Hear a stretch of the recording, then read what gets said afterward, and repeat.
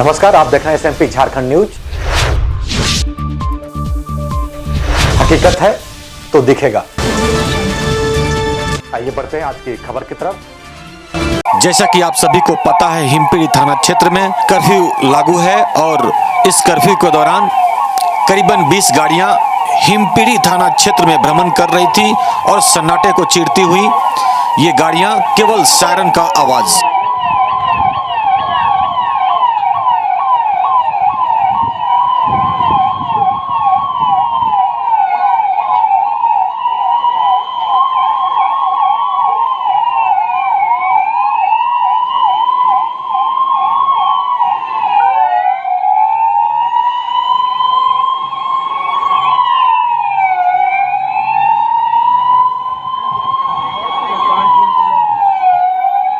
और ये विजुअल आप अभी देख सकते हैं ड्रोन कैमरे के द्वारा पिंटू दुबे के द्वारा ये विजुअल लिया गया है। हिमपीढ़ी थाना क्षेत्र का सुनसान गलियां बिल्कुल।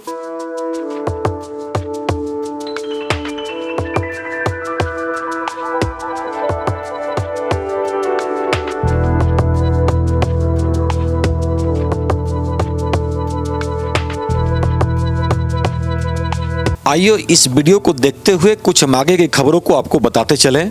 झारखंड सरकार के द्वारा जो ये आज ऐप लॉन्च किया गया है, हमें उम्मीद है कि जो झारखंड से बाहर फंसे प्रवासी मजदूर हैं उनको काफ़ी मदद मिलेगा इस ऐप के द्वारा और उनके खाते में सरकार के द्वारा जैसा कि बताया गया कि उनके डायरेक्ट अकाउंट में पैसे झारखंड सरकार के द्वारा भेज दिए जाएंगे। तो आप उस हमारे कम्युनिटी बॉक्स में जाएं, उस लिंक पर क्लिक करें और जो सुझाव दिए गए हैं उसको फिलअप करें। आप इस वीडियो में देखेंगे सरकार के द्वारा क्या बताया गया है उस ऐप को लेकर के, आपको किन किन चीज़ों को सबमिट करना है और झारखंड के मुख्यमंत्री ने क्या कहा हम आगे सुनेंगे।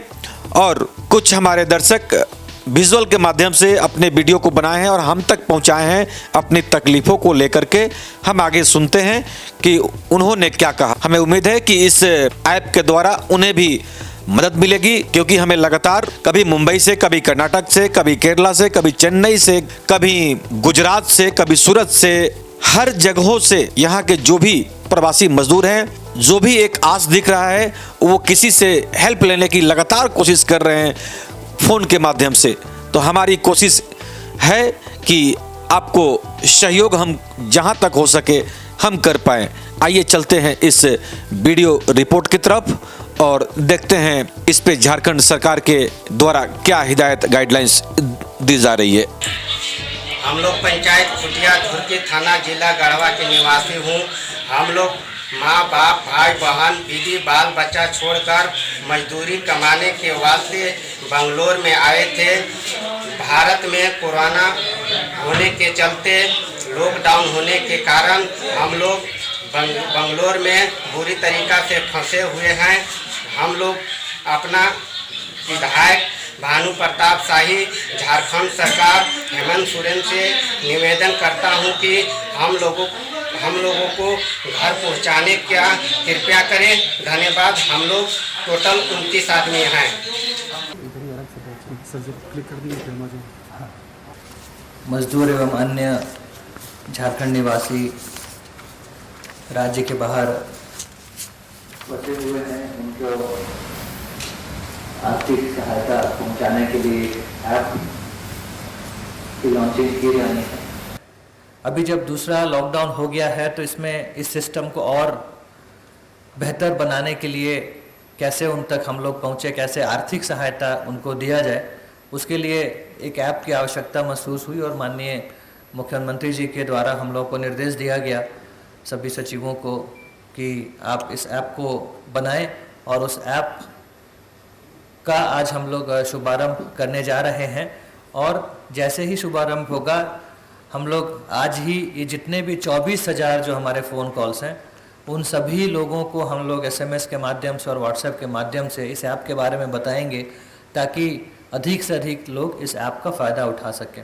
इस ऐप की विशेषता यह है कि ये झारखंड के बाहर जो हमारे लोग फंसे हुए हैं उनकी सहायता के लिए है और वो बहुत ही ऐप को बहुत सिंपल रखा गया है। उनका आधार कार्ड हम लोग उनसे मांग रहे हैं, उनका उसका फ़ोटो एक सेल्फी मांग रहे हैं, जिससे ये क्लियर हो सके कि वो राज्य के बाहर ही है, राज्य के अंदर से नहीं है अभी।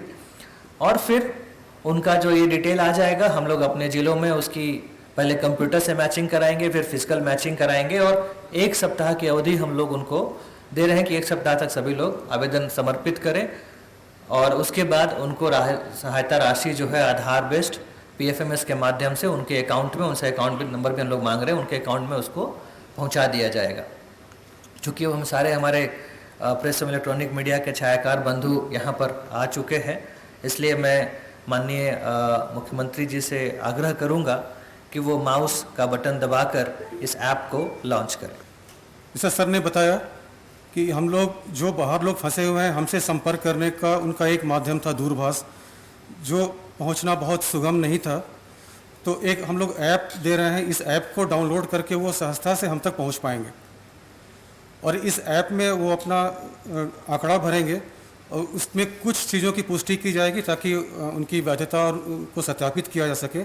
जैसे कि उनका लोकेशन, जियो लोकेशन, वो राज्य के बाहर का होना चाहिए, उनका जो नाम है उनके आधार के जो आंकड़े हैं उसके नाम से पूरी तरह मेल खाना चाहिए, उनका जो बैंक का अकाउंट है वो हमारे राज्य के अंदर होना चाहिए, और उनकी जो मोबाइल संख्या है वो वैध होनी चाहिए, जिसका हम लोग OTP के माध्यम से उसका सत्यापन करते हैं। जी, आप सभी ने देखा कि ये कितनी ही सरल प्रक्रिया है, और इसमें बहुत ज़्यादा लिटरेट होने की आवश्यकता नहीं है इसको भरने के लिए, और चीज़ों को काफ़ी सिंपल रखा गया है, और मैक्सिमम चीज़ें प्री पॉपुलेटेड रखी हैं ताकि भरने में कोई टाइपोग्राफिकल एरर नहीं आए।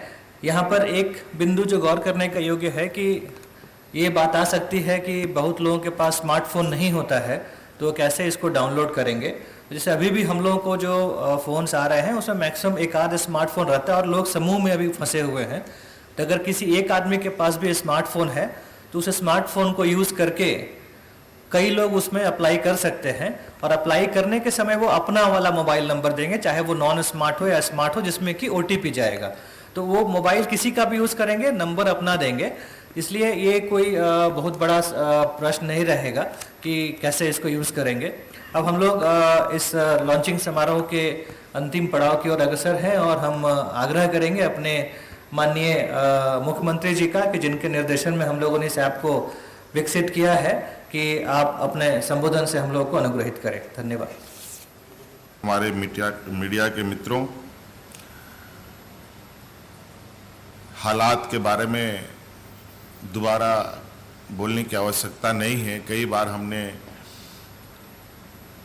मौजूदा परिस्थिति के बारे में आपके समक्ष बातों को रखा है।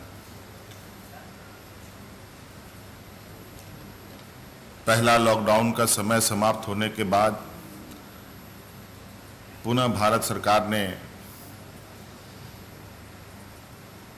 लॉकडाउन 2 की घोषणा की है, और इसके साथ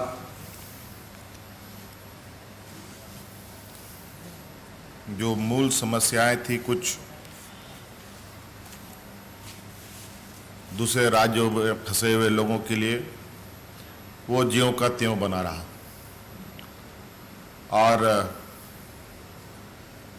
आपको मालूम है कि लगभग जो हमारे पास रफ आंकड़ा है, लगभग 7 लाख लोग हमारे झारखंड के दूसरे राज्यों में फंसे हुए हैं, विभिन्न राज्यों में। और इसी तरीके से कई राज्यों के लोग भी अलग अलग राज्यों में फंसे हैं। और इस लॉकडाउन में विशेष तौर पर मजदूर तबका का लोग अधिक संख्या में फंसे हैं, और जिसकी चिंता सभी राज्यों को है।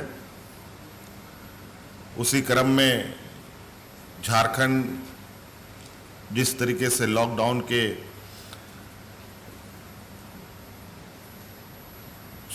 शुरुआती समय से ही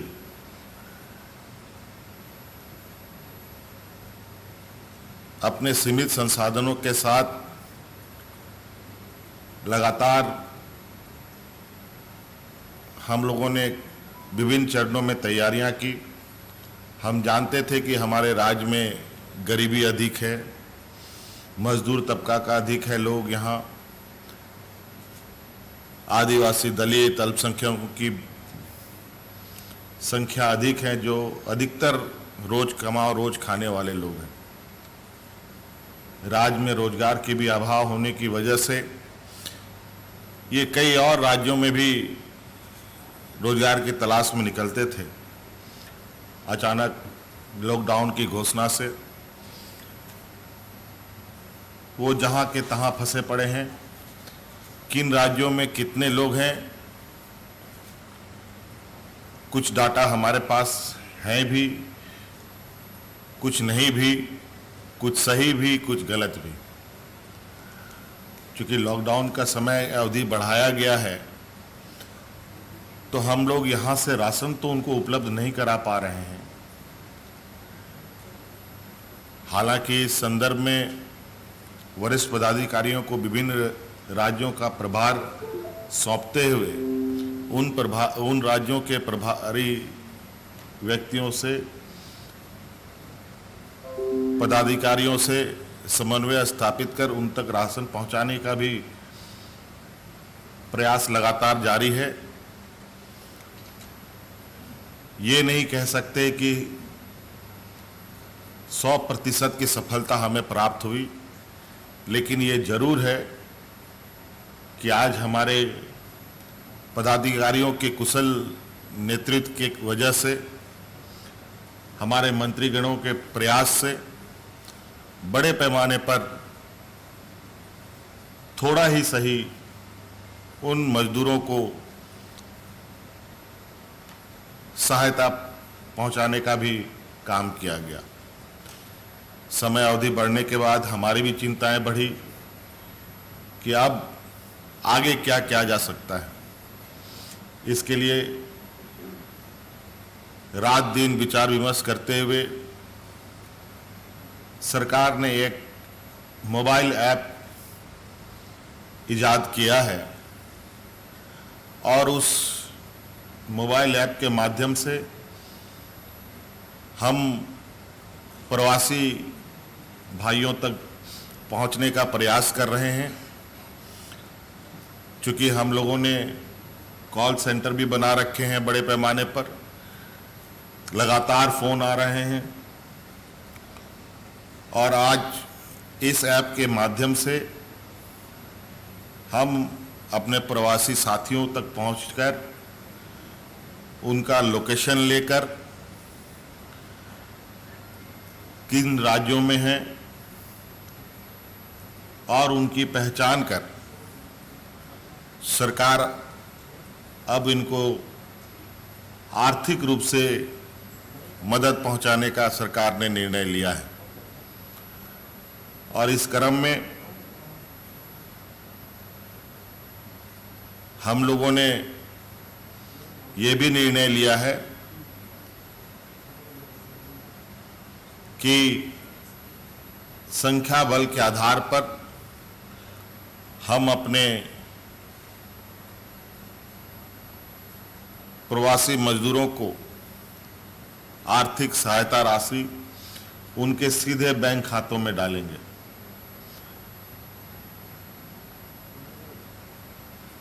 और मुझे लगता है इस सहायता राशि से हमारे उन वहाँ फंसे, विभिन्न राज्यों में फंसे लोग को निश्चित रूप से काफ़ी राहत मिलेगी, हमें ऐसा लगता है। अब चूंकि आपने देखा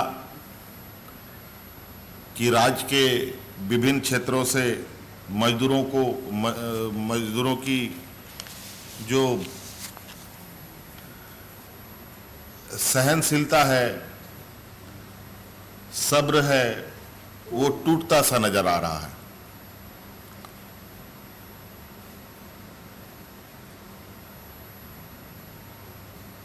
हालात निश्चित रूप से पूरे देश के लिए गंभीर है। आज हमारे इस राज्य में, इस राज्य के फंसे मजदूर तो जहां का तहां फंसा ही है, आज दूसरे राज्य में फंसे मजदूर को अपने परिवार की चिंता है। आज यहाँ उनके परिवार हैं, उन परिवारों को जो बाहर गए रोजगार पाने वाले, उनके घर के कमाऊ व्यक्ति की चिंता है, जिनके बदौलत उनका घर चलता है। हालांकि अभी हम लोगों ने राज्य के अंदर राज्य के सभी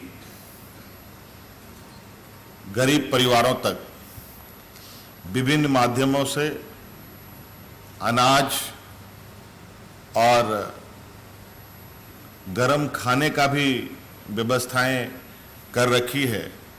पंचायत से लेकर के, थानों से लेकर के, ब्लॉक से लेकर के जिला हेडक्वार्टर तक में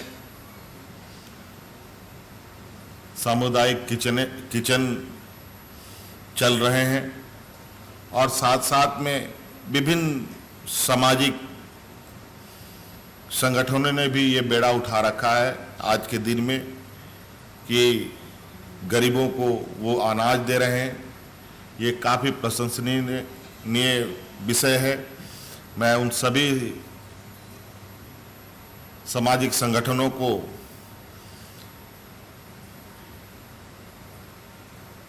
बहुत बहुत साधुवाद, धन्यवाद देना चाहूँगा।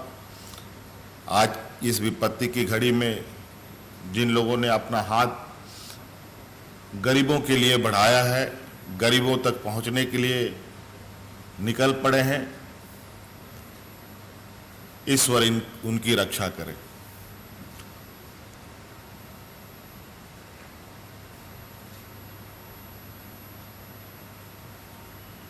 आज इस ऐप के माध्यम से हम लोगों का लक्ष्य है कि हफ्ते दिन के अंदर राज्य के बाहर फंसे हुए जितने भी मजदूर हैं, चाहे वो 5 लाख हो, चाहे वो 6 लाख हो, चाहे वो 7 लाख हो, चाहे वो 10 लाख हो, उन सभी तक हम लोग आर्थिक सहायता हमारी पहुंच जाए, ये हम लोगों ने लक्ष्य तय किया। और मुझे लगता है इस विषय पर आज इस कोरोना संक्रमण की जंग में झारखंड सरकार का ये एक प्रवासी व्यक्तियों के लिए, मजदूरों के लिए एक मील का पत्थर साबित होगा, एक महत्वपूर्ण कड़ी साबित होगा। धन्यवाद। तो अपना ख्याल रखें, क्योंकि आपसे हैं हम। लेटेस्ट अपडेट के लिए चैनल को सब्सक्राइब, शेयर, लाइक करना ना भूलें और बेल आइकन का बटन जरूर दबाएं ताकि आपको लेटेस्ट अपडेट मिलता रहे। धन्यवाद। जय हिंद।